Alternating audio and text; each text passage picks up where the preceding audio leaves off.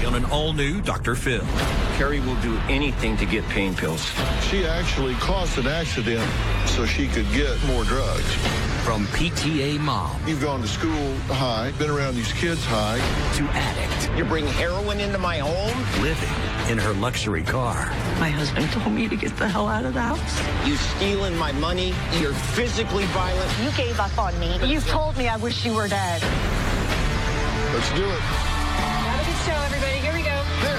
This is a safe place to talk about hard things. Stand by. We'll count you down. Today's going to be a changing day in your life. 5, 4. I am not giving up on you.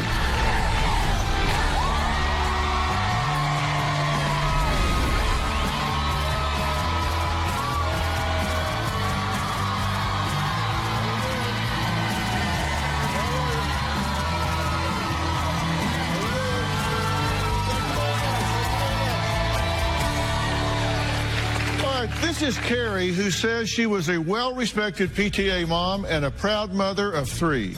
All athletes, her youngest a high school scholar.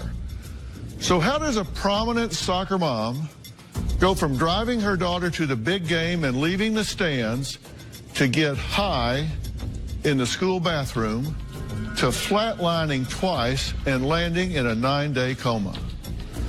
Well, her husband Christopher and her oldest daughter Samantha claim Carrie's downward spiral started with a prescription, a legitimate prescription for pain pills after suffering a series of medical problems. Now, Christopher says Carrie will do anything to get pills, including purposely crashing her car to score a trip to the ER so she could get more drugs. Carrie's addiction to pain pills has destroyed this family. The worst part about it is she takes no accountability for it. She always thinks that she's the victim. She totally brushes off her own part in all of it. Like, she doesn't care. I know for a fact that Carrie has driven the children around under the influence of some kind of drug. While I was in middle school, my mother disappeared for over a month. She never left a note, never told me where she was going, never contacted the children. She just dropped off the face of the earth. Later, I found out she was in a hotel using drugs. We found all kinds of hypodermic needles. She weighed 95 pounds. This is crazy. In November, my mother and I got into a physical fight. The police were called, and she was handcuffed and taken to jail. After she was arrested, she was taken to the hospital, and we found out she was on life support. I felt like it was my fault. Carrie was loaded the day she returned home from the hospital and never changed since then. Through the frustration, I wanted Carrie dead. The attorneys that I consulted said that it sounds to me like she's probably going to pass one of these days soon. It was suggested to me that I just wait it out. I'm still waiting. You read the headlines every day of yet another overdose due to an opioid addiction, but what you don't know is that you or someone you love may be at risk and not even know it. That's why I'm talking to you right now. With nearly 2 million addicted, including children as young as 13 years old, opioid addiction has become a red alert crisis in our country. Deaths from prescription painkillers have more than quadrupled since 1999. More than 1,000 people are treated in emergency rooms every day for misusing prescription opioids. The rise in opioid-related deaths is pushing local morgues to capacity. The opioid pain pills, OxyContin, oxycodone, Percocet, Vicodin, fentanyl, too often were being prescribed for people with back pain, arthritis, or other chronic pain conditions.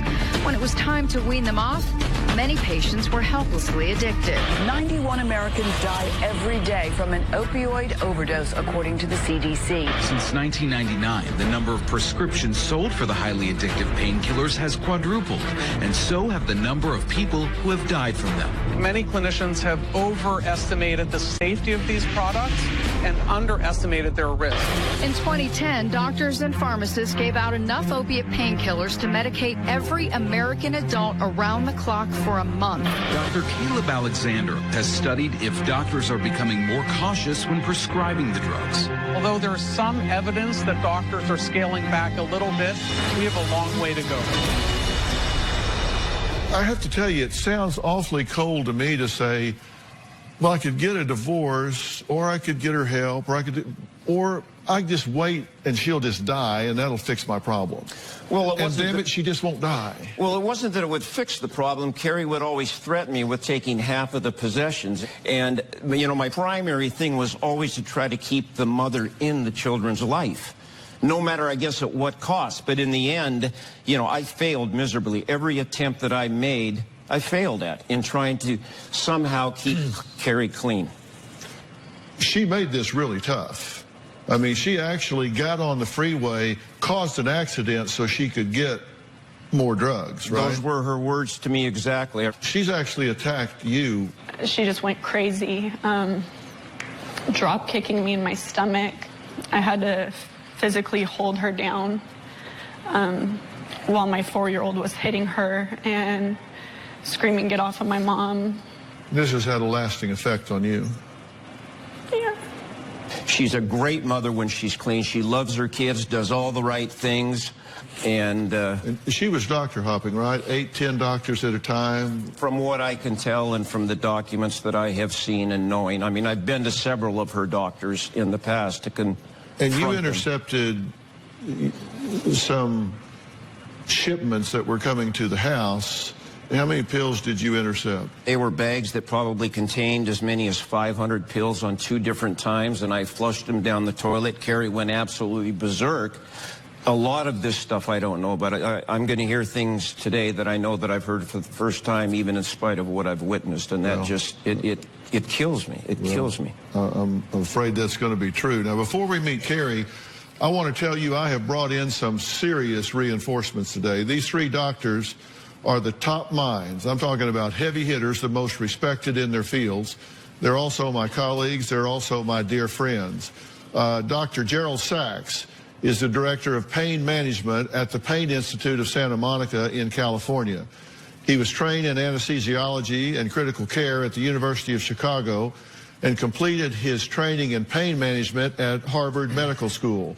So please welcome Dr. Gerald Sachs. Dr. Sachs, please say hello.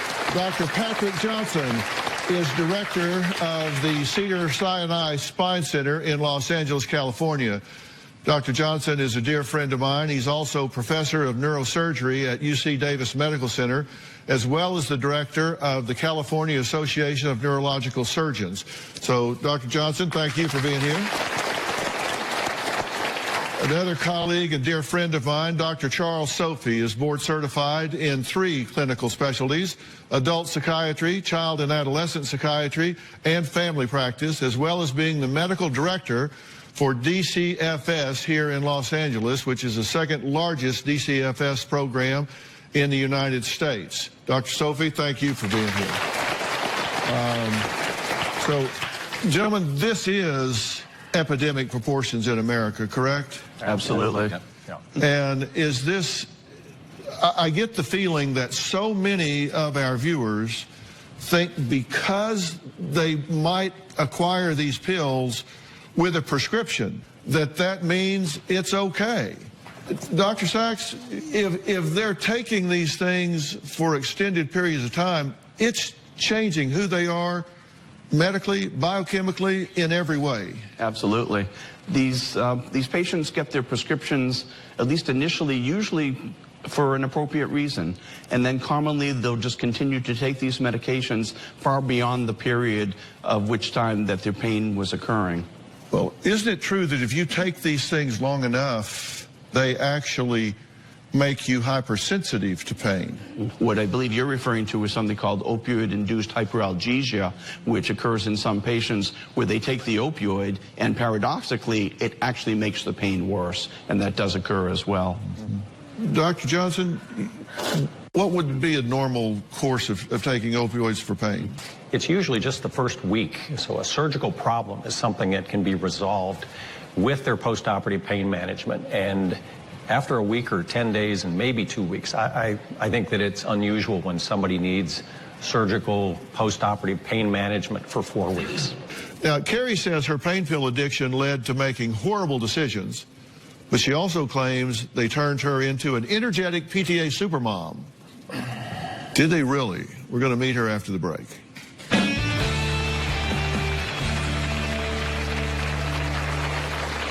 When I had to get up and drive my daughter to school, I've been on pills. When my children had school events, I would take my pills. The pills would give me a boost. I've been a great mom. And later, you don't listen to anybody. You're physically violent. You're a predator. You bring heroin into my home. You gave up on me. You gave up on your family. Monday on an all-new Dr. Phil. They claim they're being terrorized by their pot-smoking. Emma stole her grandfather's pain medication and sold it for drug money. Car stealing. Have you taken the car without permission? I have over you. Violent. Have you struck your grandfather in the face? Yeah. That's assault. Teen daughters. She's punching me in the face so hard that she broke her own hand. Does this seem normal to y'all? That's Monday.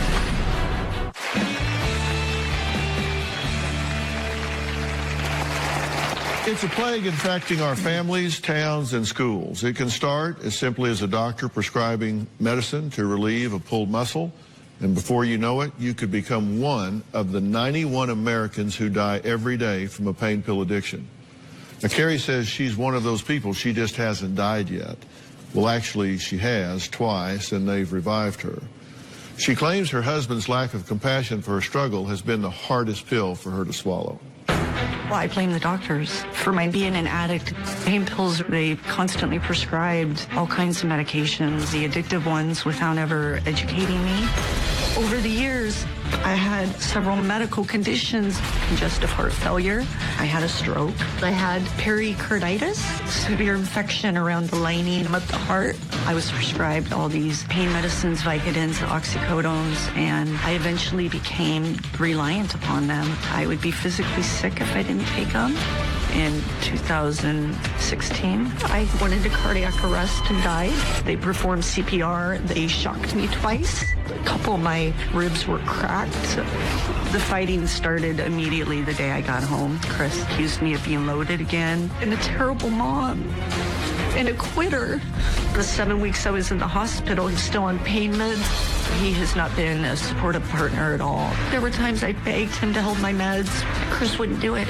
His opinion is that I'm just a piece of addict, that I've always been getting loaded. All my health issues are my fault. I should go die. They'd be better off without me. If I had a partner who was at least willing to show some compassion and understanding for what I've had to go through, I wouldn't have used them. But Carrie says there was an upside to the pills. They gave her the energy, she says, to become a super mom to her children. I've been a great mom, selfless, hardworking, loving, and compassionate. I tried to be a super mom. I had to maintain the big household, do all the chores, all the kids' activities. I was in the school districts volunteering. The pills would give me a boost, that spunk of energy. Oxycodone was my pill of choice.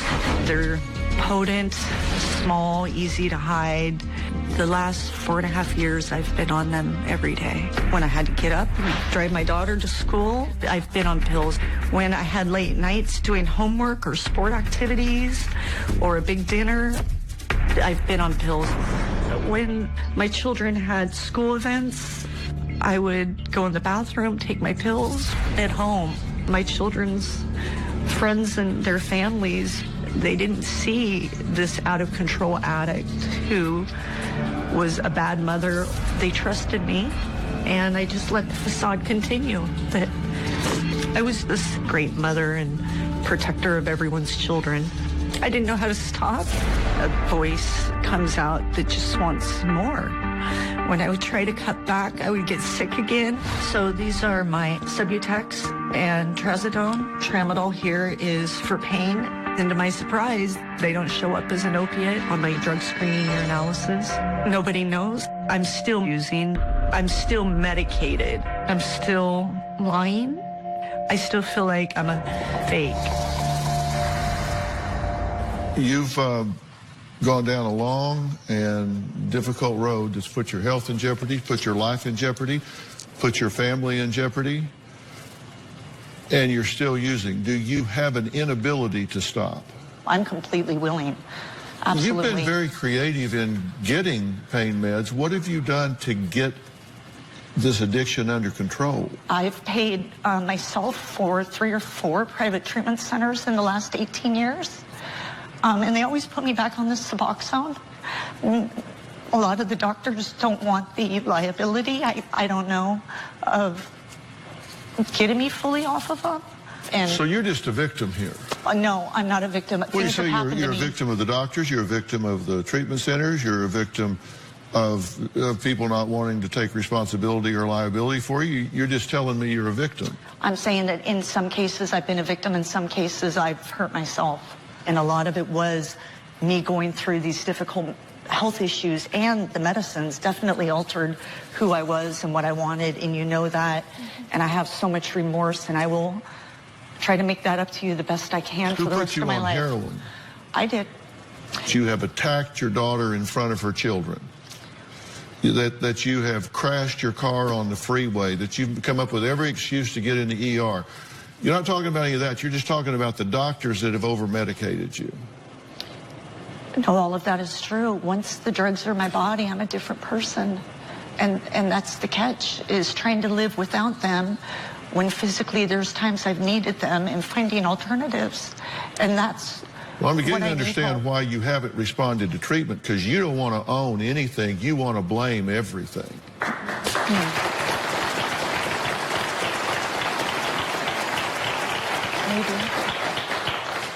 Carrie says once the refills started running out and the withdrawal started creeping in, she turned to heroin, even using in the school bathroom. We'll talk more about that when we come back.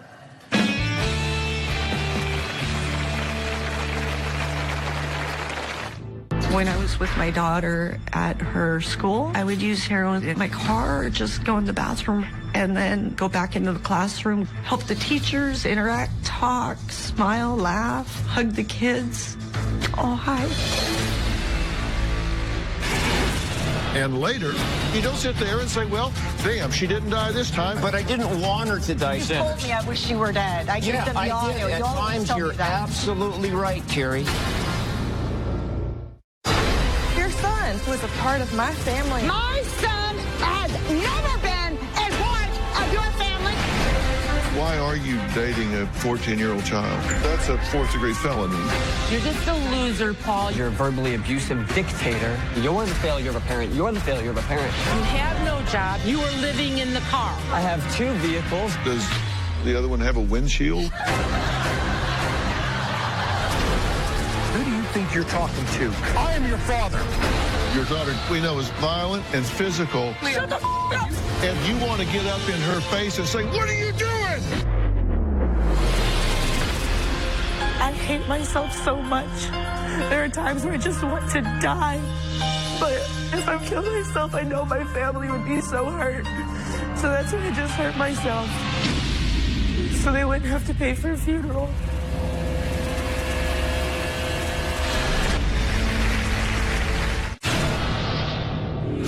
In May, my husband Chris told me I was a piece of and told me to get the hell out of the house.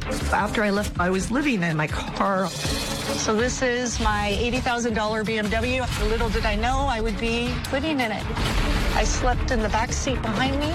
When I left the house, I was wearing my life vest, the heart defibrillators. I would go into Starbucks, spend 4 or 5 hours there charging my life vest, so that night I could make sure if my heart stopped that the life vest would work. This is my life right here. Everything I have to my name. This is all I have. This is my bottom. Well, Christopher says she kicked Carrie out of the house a few months ago, and she has been couch surfing and living in her car ever since. She said she never imagined she would be homeless, but she also never imagined she would be using heroin. I started doing heroin. It was more cost effective, and the pain pills are godly expensive. Heroin is a quarter of the cost. In the beginning, I smoked it and I plugged it. To plug heroin is to mix it with water, and with a soft syringe, you insert it in the rectum. The intestines absorb the drugs, and then it gets in the bloodstream that way. I would use heroin 6, 7, 8 times a day. When I was with my daughter at her school, I would go out in my car or just go in the bathroom, and I would lay down on disgusting bathroom floors and insert it, and then go back into the classroom, help the teachers interact, talk, smile, laugh, hug the kids. Oh, hi. I used in people's houses, even at church in the parking lot, and before I would go in. I transitioned from plugging the heroin to shooting up. The guy that I was buying it from would do it for me. It was a quicker, more potent rush.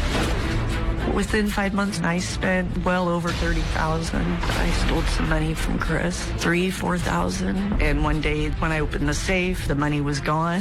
He was on to me. I used heroin for about 5 or 6 months until the cardiac arrest. I went from 25 years volunteering in the schools, being on the PTA, to getting addicted to the prescriptions and turning to heroin. I taught my kids to follow the rules in life. The same parent they're trusting and listening to is going in the bathroom doing heroin. It made no sense. Well, I will tell you, you didn't invent this problem, because 80% of heroin addicts abuse pain pills before they turn to heroin. That's why I'm here. In the first 4 weeks of being on heroin, you spent $20,000, you say. And this comes from overusing pain pills to begin with. Yeah. You acknowledge you've driven your children high. You've gone to school high. You've been around these kids high. You've done everything high. This was your supermom high. I lived my life like it was my life that I had before the heart infections and the weeks in the hospital on ventilators, going home drugged up. I had to go back to my life. He didn't help me. He was gone day and night, every weekend, doing what he wanted. You do what you have to do. I didn't. But you knew she was high, right? Oh yeah, all the time. So how could you let her drive your daughter around knowing she was high?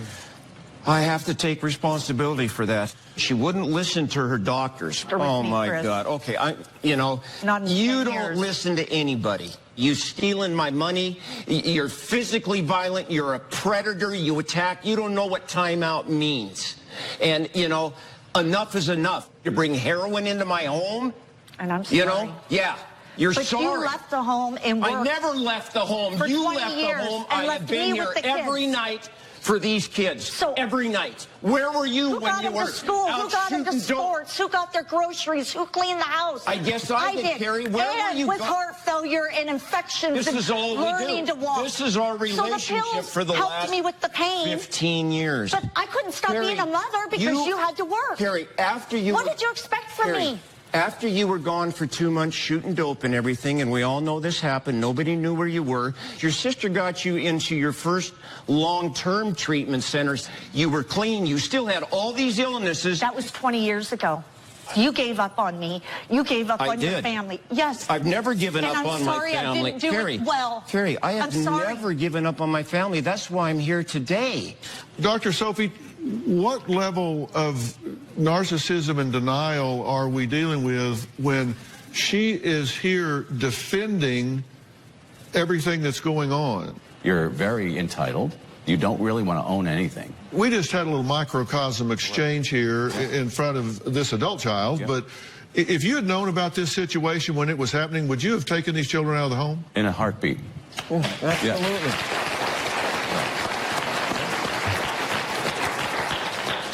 Next, at just 15 years old, authorities removed Samantha from Carrie's care. So did she fight to bring her daughter home? We're going to find out what she did do after the break.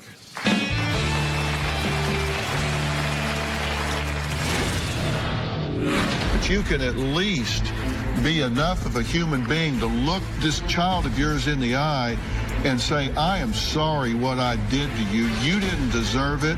I did it. No excuse. I am sorry.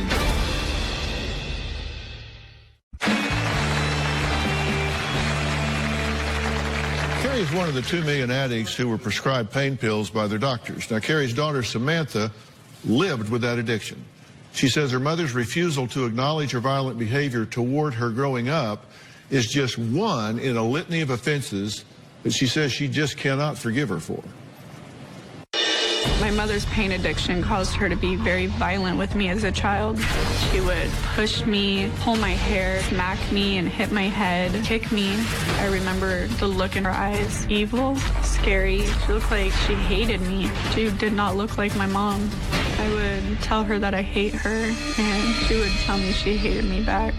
When I was 15, I remember I went to run away, and she chased me outside. She shoved my face in the snow on the stairs, and I started screaming. One time, on the way home from basketball practice, she was mad at me, and she grabbed my face and hid it in the center console of the car. I jumped out of the car when it was moving and ran to a stranger's house, and they called the police. CPS got involved, and I have not lived at home since I was 15. My mom has never taken responsibility for the stuff she's put me through. I know part of my depression is due to things that happened to me when I was younger. If my mom would acknowledge the abuse, it would be the biggest breakthrough for me. What do you say about that? It's heartbreaking.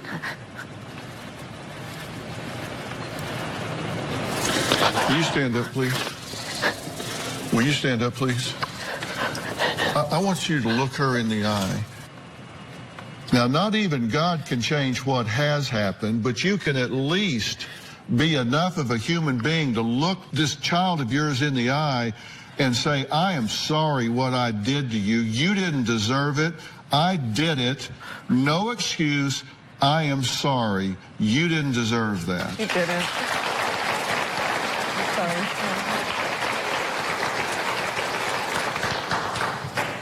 You were just a kid. You didn't deserve it. You're not delusional. It did happen, and I am sorry.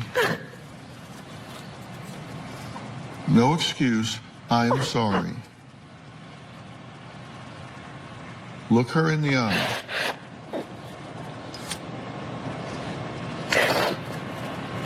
No excuses.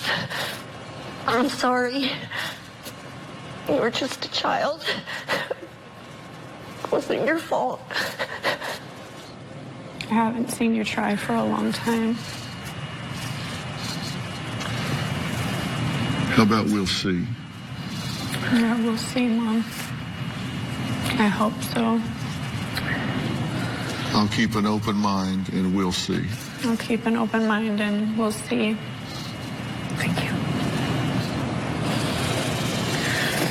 Gertie. When we come back, Samantha and her brother Nathan claim that Christopher is not innocent in all of this and claim his lack of compassion and treatment of their mother has contributed to her addiction. We'll talk about that and add Nathan to the conversation after the break.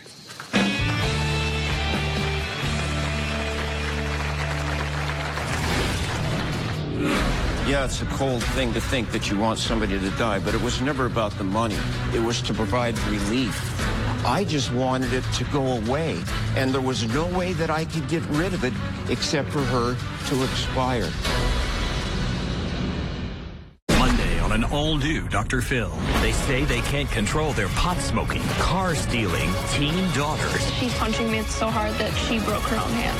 Does this seem normal to y'all? That's Monday.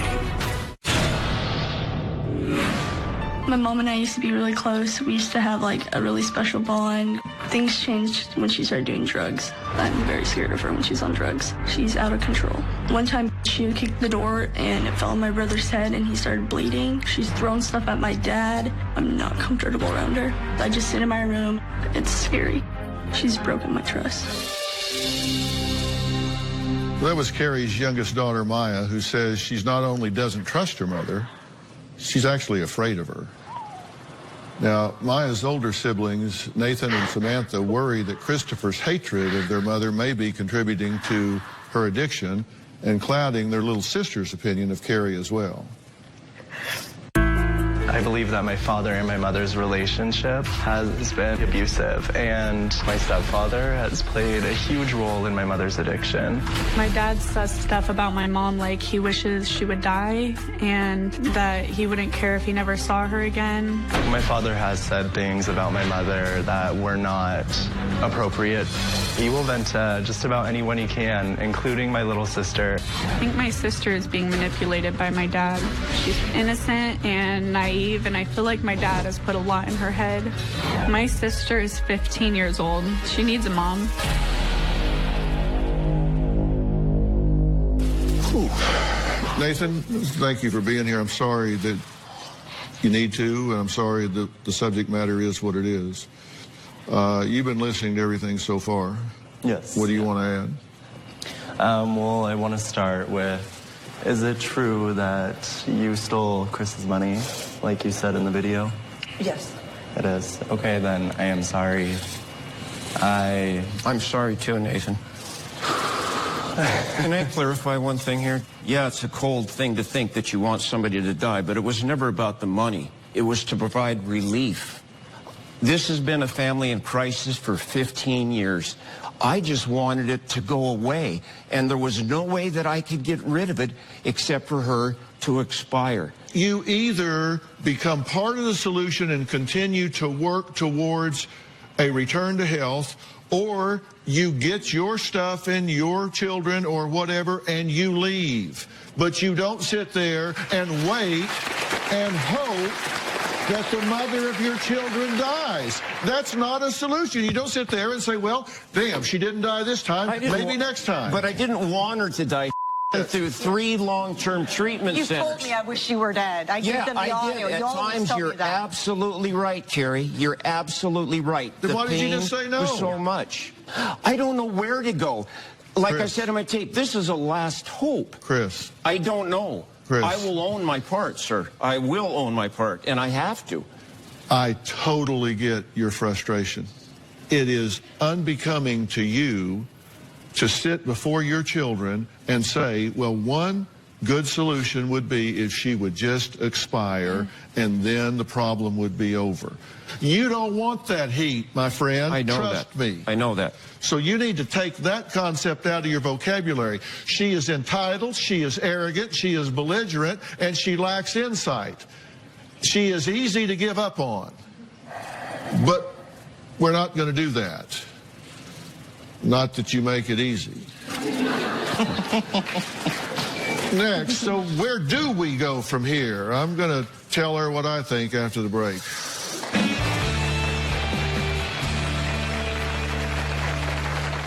The #1 show in daytime is taping now. All we need is you. You're going to be in the Los Angeles area and want to watch a live taping of the Dr. Phil show? Call 323-461-PHIL or visit drphil.com. Tickets are free, and I hope to see you soon.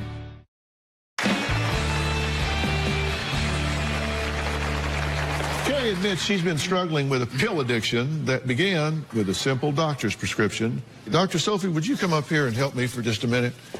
People sometimes think that an addiction is psychological. Correct. But we're not talking about a psychological addiction here. We're talking about an addiction that affects a number of structures. It affects the frontal lobe, correct? Yes. How so? Well, any drug that you're putting in your body is changing the chemistry of your brain, which will affect parts of your brain. Frontal lobe is the part that does executive functioning, judgment, insight, impulse control. Okay, so when these opioids are, and heroin as well, are taken, it changes the efficiency with which you perform cognitive functions. The cerebellum, which involves coordination. This is where she's driving the kids around. It impacts the nucleus accumbens here, which are the pleasure centers, right? Correct, yes. And once these brain structures are changed, they're recoded, right? Absolutely. They don't go back to the way they ever were. This gets into the limbic system, the basal functions of the brain, which involve the thalamus, the hippocampus, the parts of the brain that involve the emotions, the reasoning, the motivation. all of these things are changed. They go right out the window. Do you get what you've done to yourself here? You haven't done this for a week or a month. You've done this for years. When you try to stop and fail, I don't ask myself why you fail. I ask myself why not, because you're not dealing with this at the basal level of the brain. That's what people don't get. This is amazing to hear, because I started just believing I was screwed up. Yeah. Oh, you are.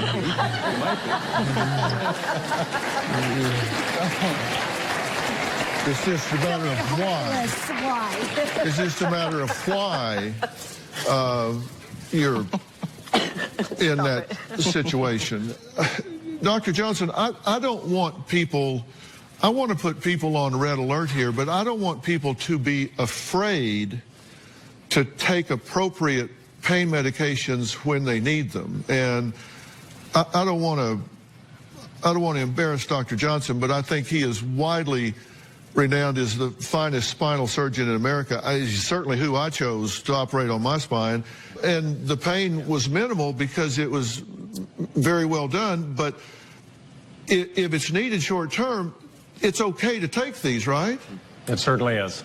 There's not a problem taking them short term. It's really what happens is, Dr. Sophie said, those basal parts of the brain, they have a reprogramming. But you know what? Those big yellow parts, that's what we think with. I listened to Carrie, and I think this is might be her new excuse. Okay, it's the basal parts of my brain are going to be reprogrammed. Oh, now I can go back to that. That's going to be her next excuse. But it's what's up here. It's in those big yellow parts.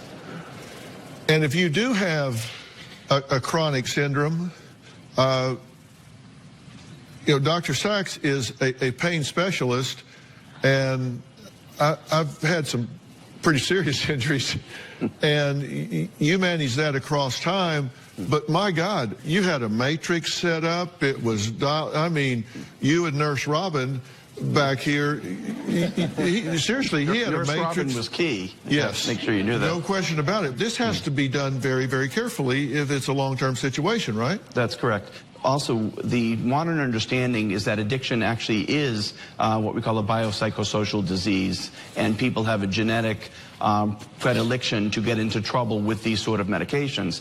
It's far more difficult for you to control it, to decrease your medication use, and to get off these medications at the appropriate time. I want to talk about this very seriously because the Origins Behavioral Health Care, which I consider to be the nation's leading dual diagnosis treatment center, has offered to extend their resources to you. And I want to tell you what that means. What's special about Origins is that they now have what they call the Lawless Opioid Protocol, which is a specialized 4-stage recovery process for opioid addiction, and it has been created by Dr. Lawless, who is the chairman of the Dr. Phil Advisory Board. I have nothing to do with the program. I don't benefit from it in any way. I have no involvement or investment in it, other than I have great confidence in Origins. I have great confidence in Dr. Lawless. It is a serious commitment to changing your life and doing this right one time. But I get one phone call that you're playing the diva card and you're going to be sitting out on the curb. So you need to think about that, and we'll be right back.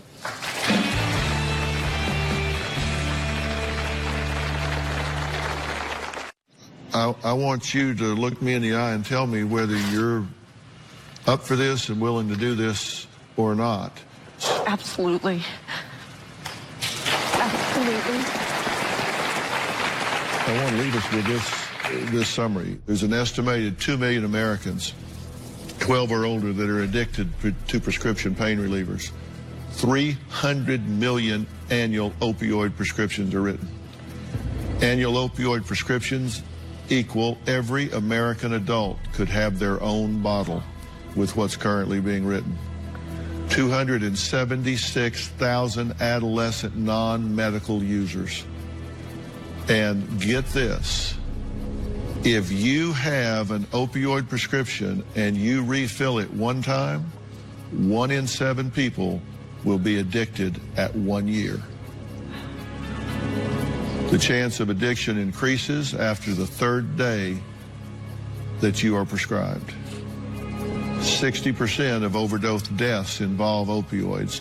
91 Americans every day die from an opioid overdose. 84% higher risk of atrial fibrillation, and women addicted increased more than 400% from 1999 to 2010. And fatally injured drivers who tested positive for opioids rose 700% from 1995 to 2015, and you're 40 times more likely to be addicted to heroin if you have abused opioids.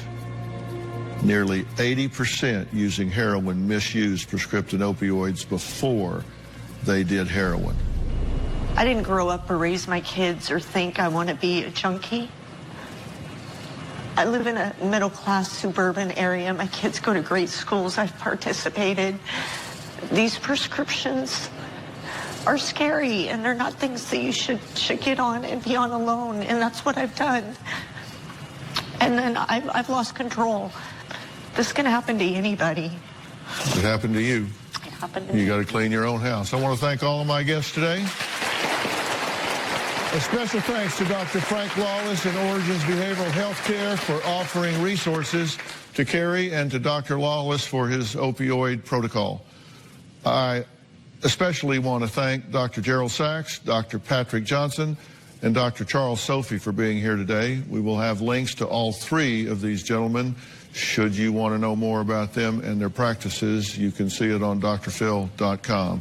We'll see you next time.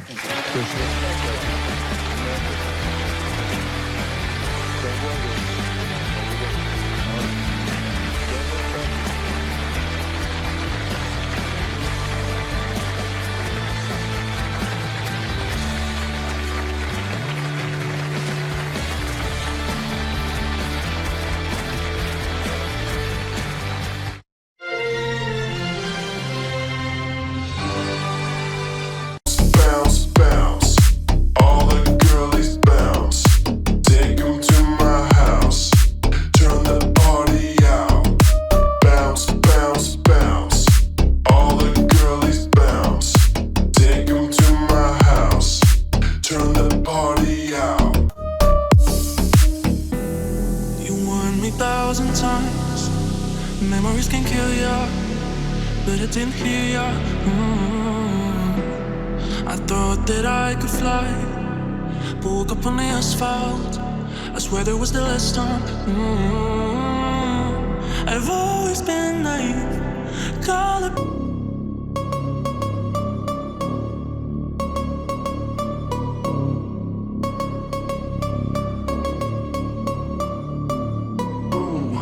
You know we